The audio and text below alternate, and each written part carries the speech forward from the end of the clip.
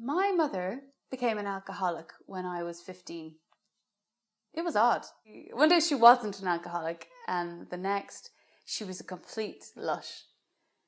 She drank a bottle of whiskey every night, and around midnight she'd come crashing from her room, kicking and screaming and terrorising us all. My father drank too, but he was more of a sloppy, sentimental drunk.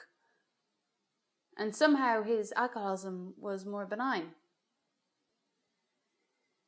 I never expected either of my parents to come to my graduation. But then a few days before, my mother called to say she had decided to come. She arrived in all her glory. She wore her suit and her 3-inch heels and her clip-on earrings that matched her brooch.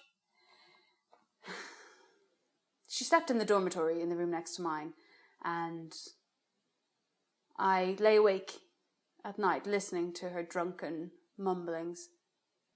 I was terrified that she'd burst from her room and mortify me in front of all my classmates, and that they would learn the truth. But what was the truth? I was invested in the original narrative. I was a true believer that my mother was a goddess.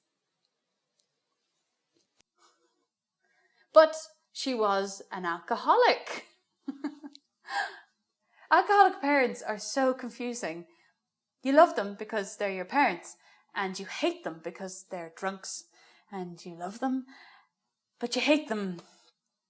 And they have moments when you get glimpses of the people you grew up idolizing, and then they have moments when you can't imagine that they were anything but monsters. And then, after a while, they become monsters full time. The people they used to be have enormous power over you, but the people they become have no power over you at all.